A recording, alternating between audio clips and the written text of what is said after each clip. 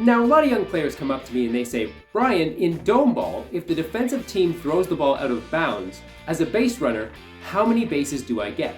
Now that's a great question, and most players get this absolutely wrong. So what you need to remember is the rule is simple. You get the base you're going to plus one extra base, and potentially one more extra base or one fewer base. But it really all depends on where you were at the time of the play.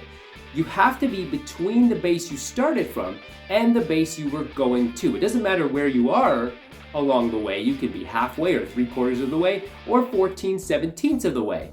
As long as you're on the way, you're good. The problem is if you're on the way to the next base, then that's one base too many. And that extra base cancels out the extra base, so it's -1 plus 1, that equals 0, and you end up having to go back to the base that you were going to. Clear? Now again, remember, it's all about the time of the play.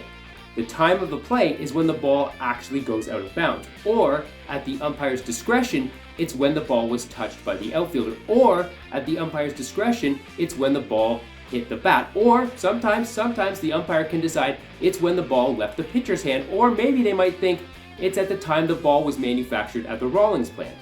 Now, it may seem like every time this happens, the umpire just points to a random base and says, go there.